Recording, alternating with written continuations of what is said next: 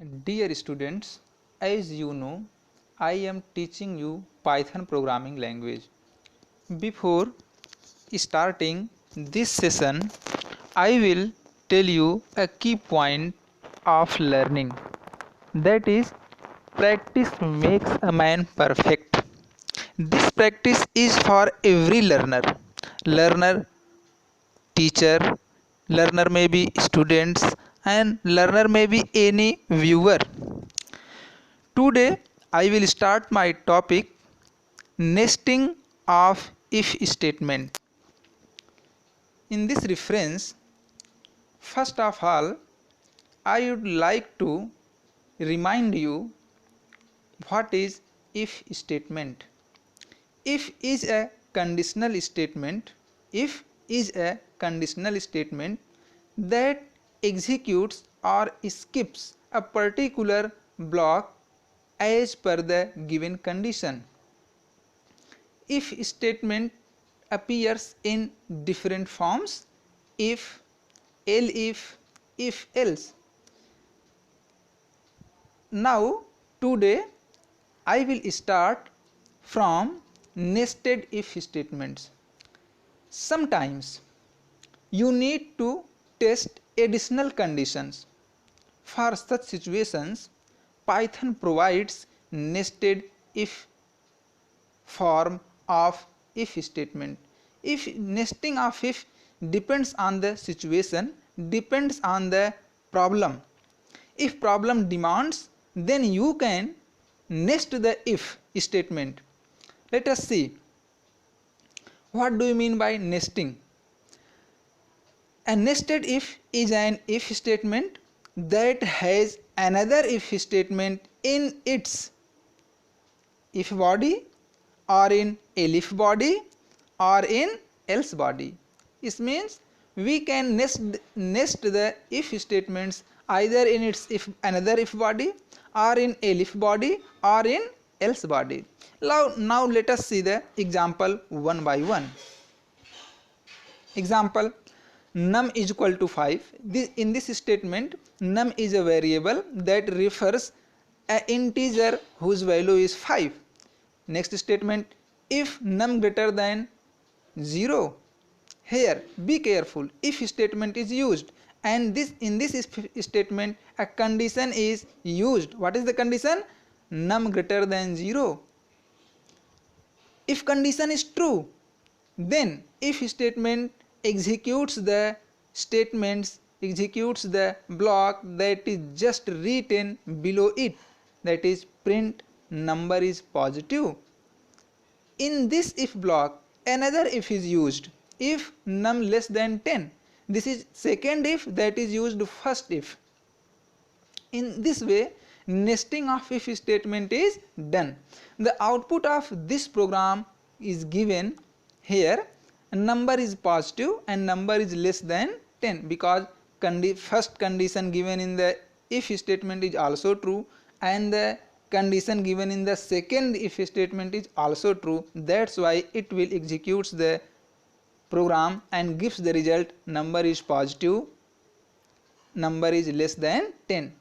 Now I am giving you the second example regarding nesting. Here see it, read this carefully. Nesting of if can be done as given example 2. Here inside first if else statement is nested. Inside elif statement again if else statement is nested. At last in else block, in else statement, if else is again nested. There are different valid forms of nesting the if statement. Now let us see another form of nesting, and I am going to illustrate you with example 3. Look here, this is another form of nesting of if. Now let us see if else ladder. Here a user can decide among multiple options. With this statement, this statement gives facility to decide one option among multiple options. The if statements are executed from the top to down. As soon as one of the condition controlling the if is true, the statement associated with that if is executed and the rest of the ladder is bypassed, skipped. If none of the condition is true, then in this case last else statement will be executed. Now let us see the syntax of if else ladder statement. Syntax is very clear. I wrote for you in a simplest form. Just look it. If conditional statement, here in condition we used parenthesis, here angle bracket should be we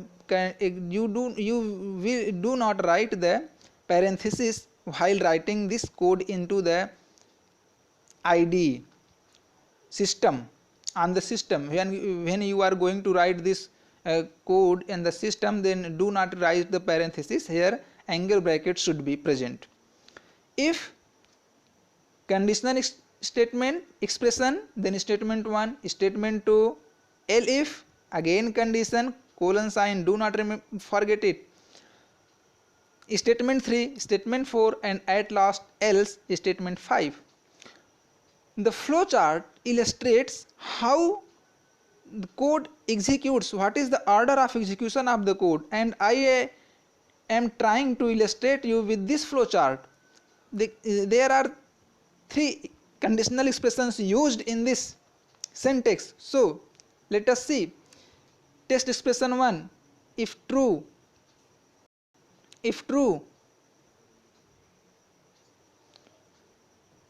then statement 1 will be executed.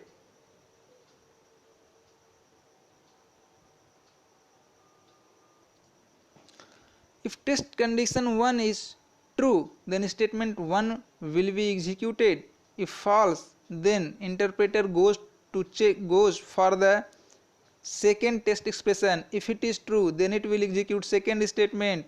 If false, then it go to check the test expression 3. If true, then execute statement 3.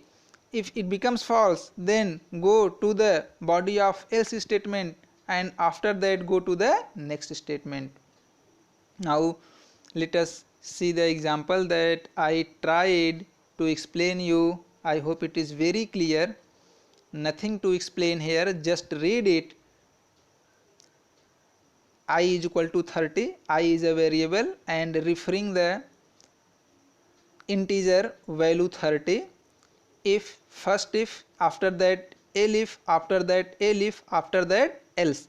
It means in this example, one if statement, two elif statement, and one else statement. Go through the condition. Which condition is true, that particular block of statement or that block of statement will be executed. Here the value of I is 30, so second elif statement becomes true, and the code written below the second elif statement will be executed, and output will be I is equal to 30. Now let us see the looping statements in the Python. Looping statements in the Python are used to execute a block of statement or set of statements repeatedly for several times as specified by the user. Python provides two types of looping statements. First, while loop. This is also known as conditional loop because in the while loop always conditions are required. Second, for loop. In this is it also known as counting loop. This loop does not require any condition, it requires some sequences. That's why it is known as counting loop. Now let us see the while loop.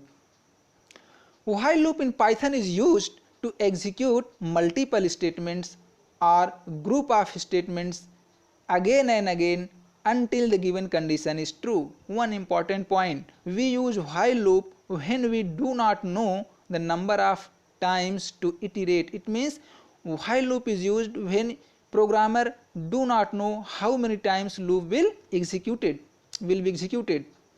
Let us see the syntax. while conditional expression, colon sign, and then block of statements. After that, increment or decrement statement. Increment and decrement statements are necessary because this gives the idea point to terminate the loop. Now next, how this function, how while loop works. In while loop, first conditional expressions are checked. If the expression becomes true, then block of statement present inside the while loop will be executed. For every iteration, for every repetition, it will check the condition, means Python will check the condition and execute the block of statement until the condition becomes false. It means the loop, Python executes the loop again and again till the condition is true. Now let us see the example. I wrote example for you in a simplest way, so I hope no need to explain, just go through it. Number is equal to 5. Number is a variable that represents value 5, and sum is another variable, represents 0. I is another variable and represents 0. Here we use while I less than number, colon sign, then define a block by using the indentation.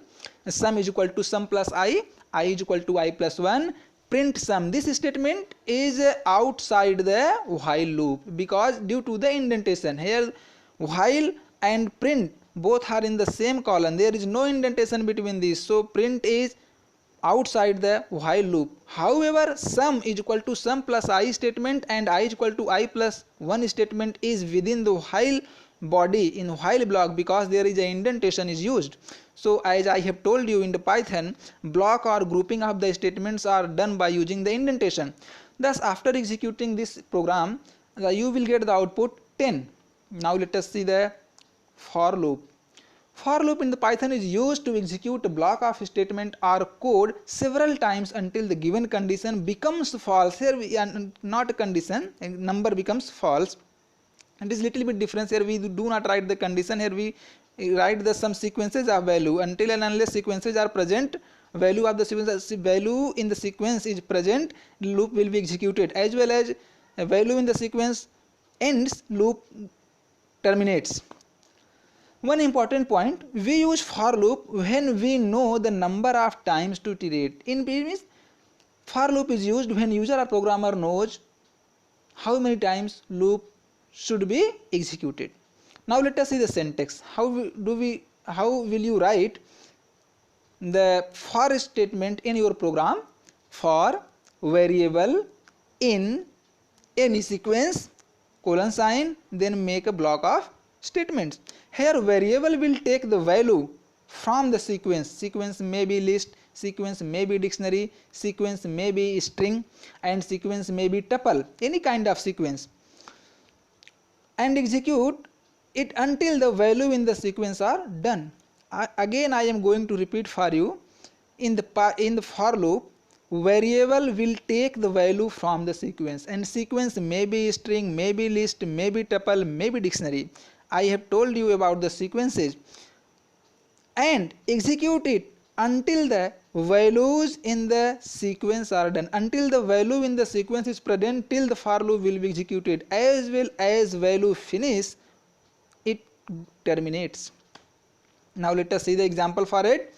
Language is equal to Python, Java, Ruby. Here language is a list. List is used like this. And then for lang in language, colon sign. After that a print.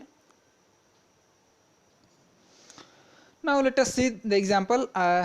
Language is equal to Python, Java, Ruby. The language is a sequence of list type. Here Python is language is a sequence of type list, means language is a variable that stores the list type of data. List are enclosed within big brackets. Now see for lang in language. For is a looping statement here used. Lang is a variable and language is the name of sequence. Here lang is a variable, and here just see lang name of the variable and language is the sequence. Again I am revising my words. In this program, language is equal to, inside big bracket we used Python enclosed with single inverted comma, then Java, then Ruby. The language is a sequence. In this sequence is of type list. See the for loop. For lang in language. Lang is a variable, name of the variable, and language is the sequence that is defined above. Inside, in this body, in the body of for loop, we write print language is lang. How for loop executes the statements print? First, the value of the lang variable takes value Python from the sequence. Listen carefully. First, lang variable takes value Python from the sequence language and print it. The first value is Python, so it will print Python. Second,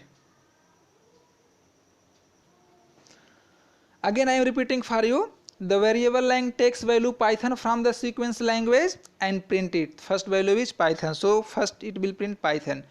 When loop goes to second time, then lang takes value Java from the sequence language and then prints Java. When loop goes to third time, it takes value Ruby and prints language is Ruby. When loop goes again, then there is no value in the sequence. Language sequence has no value, it has only 3 values, so for loop executed only 3 times, there is no value, so loop goes outside the block. Thank you.